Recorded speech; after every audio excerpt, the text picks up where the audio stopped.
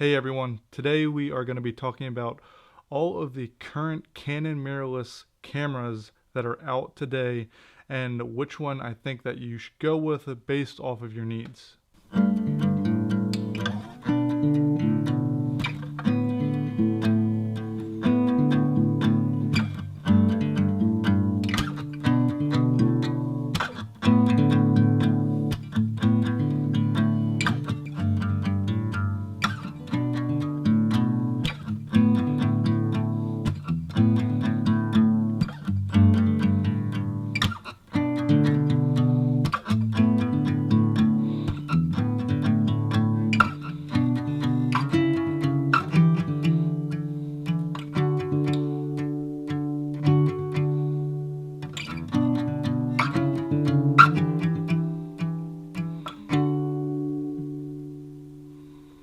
Okay, so if you guys don't already know, I've actually owned all of these cameras. So the RP, the R, the R6, and the R5.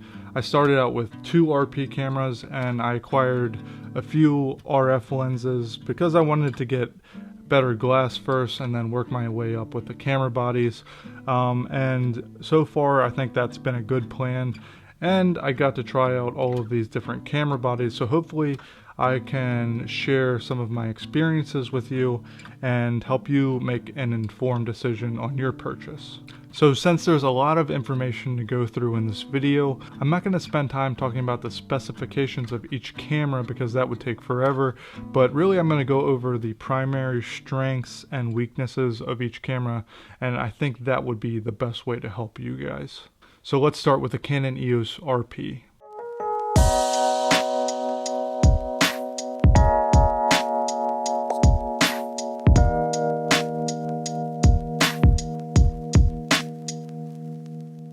So I think that the biggest strength for this camera is the price. A while ago when I acquired the camera, I got the body for around, I think it was $700. That was used. And I got a second RP camera in a kit with the RF 24-105 f4 lens for $1,500. And that is a really good deal because the lens itself is, I think, $1,000 new. So I'm sure if you search hard enough, you'll be able to find this camera for a really great price. Another reason this camera is awesome is the size and how light it is. So it's really portable, especially if you're pairing it with lenses like the RF 35mm or the RF 50mm 1.8.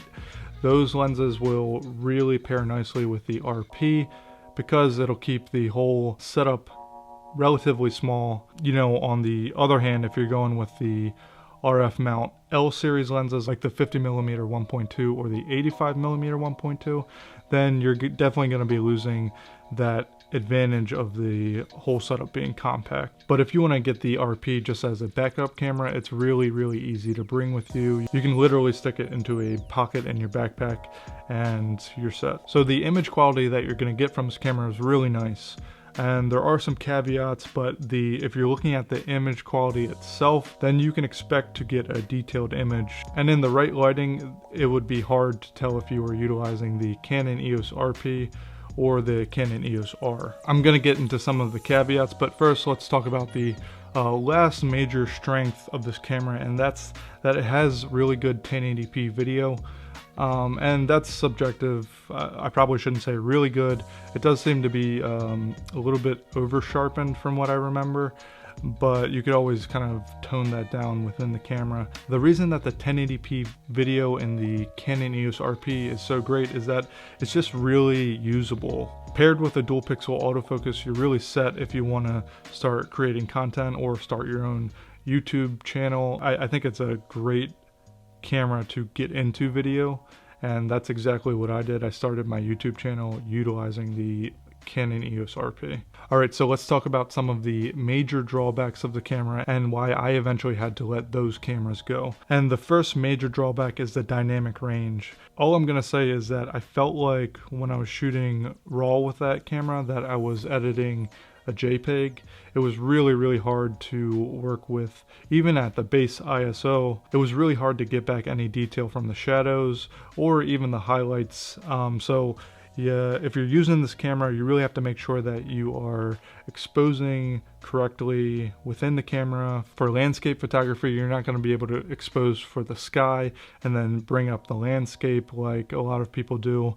And for portrait work, you have to make sure that you are in the ideal lighting conditions. I mean, which most of the time you are probably going to be, but you know, sometimes like for wedding work or family portrait photography work, you're not going to be in those ideal lighting conditions, and that's when it's nice to have some of that flexibility with a dynamic range. Talking about some of the drawbacks for video, in 4K you're not going to be able to get the dual pixel autofocus. That's just something to consider if you're buying the RP for 4K video, which, you know, it can shoot 4K video, it's just not very usable. Talking about the durability of the camera, obviously in that price range you're going to have to take a hit on the longevity and durability of the camera, but the Canon EOS RP only has an average life expectancy, shutter life expectancy of 100,000 shutter actuation. So that's not a lot, and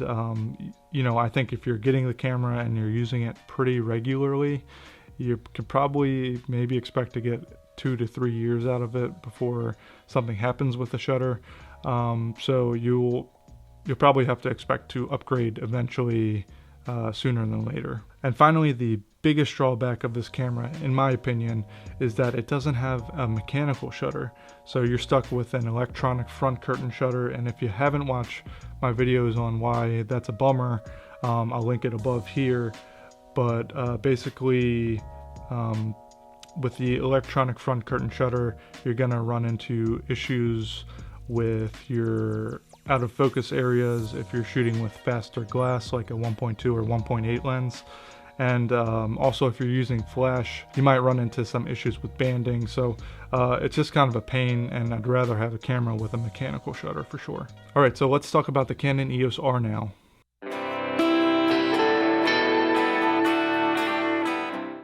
So I think if I could kind of like sum up why you might still want to acquire the R, is that it's a great value camera.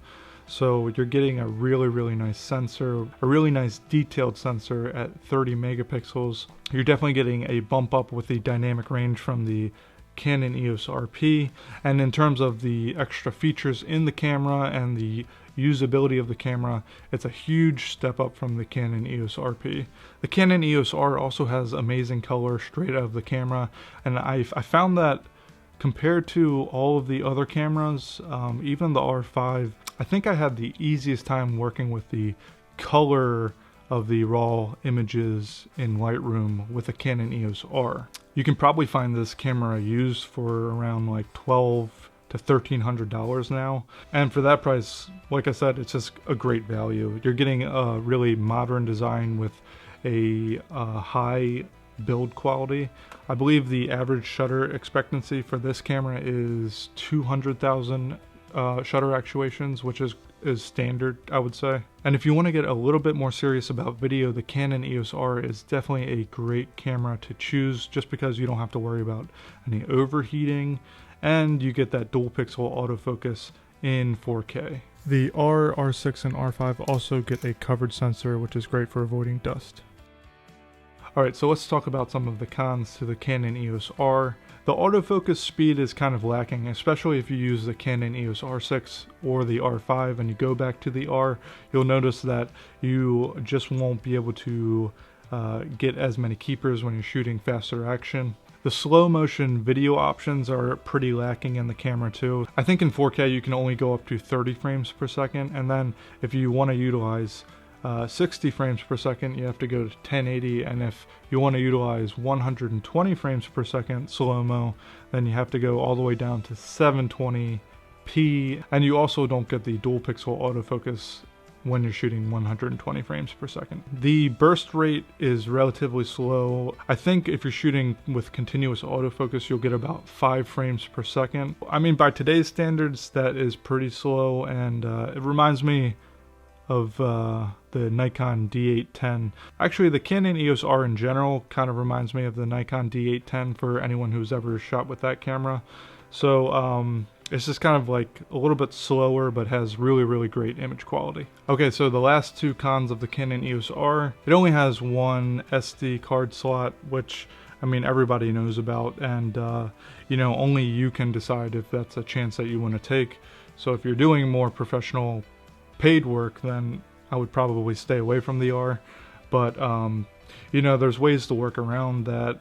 You could transfer your images directly to the computer utilizing a USB-C cable to avoid having to deal with the SD card. And there's also the Canon Cloud, which you can transfer your images from the camera to the cloud and avoid having to take out the SD card. But again, it's kind of slow, and I'd rather just have two card slots. And the final one is that if you don't have the right lenses, working around the 4K crop that you get is kind of a pain. It's a 1.7 times crop. So fortunately I had the RF 15 to 35 millimeter lens when I was shooting a lot of video with my Canon EOS R, so I could easily work around that 4K crop. So it wasn't too big of a deal, but it still can be a pain.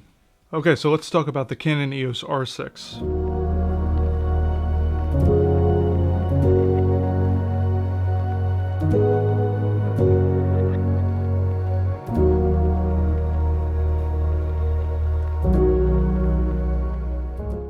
So with the R6, you're going to be getting a really cool camera. It is a little bit expensive for what you get. It's kind of a tough pill to swallow, paying for a 20 megapixel camera, you know, that's around, I guess if you buy it new after tax, you're going to be paying around, I don't know, what is it, $2,700 or so.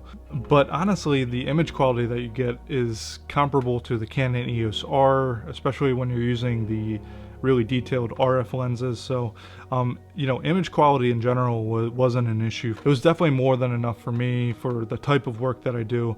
Honestly, the Canon Eos R5 is overkill. I don't need the 45 megapixels. It's just fun to have 45 megapixels. But even though your sensor is going to be lacking in terms of megapixels, the other features of the camera are not lacking. So you're getting everything that's really great about the R5. You're getting that in the R6. So the in-body image stabilization, the really fast autofocus speed and acquisition, and also the really high burst rate. So 12 frames per second when you're utilizing certain lenses. I think it has to be RF lenses for that, but 12 frames per second is really handy to have.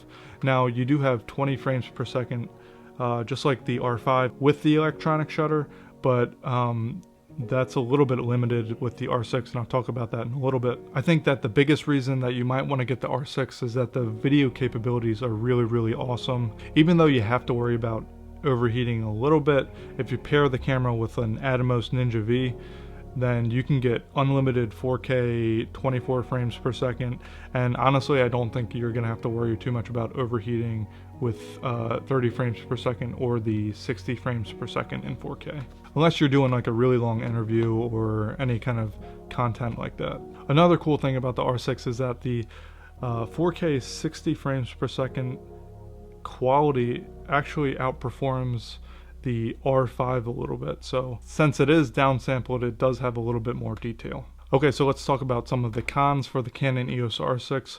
First off, the electronic shutter I didn't find to be very usable. The sensor readout speed is pretty slow, so it's going to be easy to get that rolling shutter effect, and honestly I just kind of stayed away from the electronic shutter on the R6. Another con is unless you're using an external recorder, you are going to have to work with those H.265 video codecs, and those are really hard to work with unless you have a newer computer like those M1 MacBook Pros or any of the newer Apple computers. If you don't have that, then you're going to have to transcode all of your footage. And finally, with the Canon EOS R6, I found that the color was just harder to work with. So when I was shooting video, it wasn't until later on that I found out that I should be shooting in the color matrix neutral instead of the EOS original color matrix. And the reason is that you get these really yellow skin tones if you're shooting with the EOS original color matrix. Also with the raw photo files, I also found that the colors sort of lean more towards the yellow skin tones. So it took me a little bit to figure out how to work around that. Once I did, it was pretty easy, and I just made like a custom preset in Lightroom, but I think the R6 was the camera out of all of these cameras that I had the hardest time working with the color. Okay, so finally we're going to talk about the Canon EOS R5.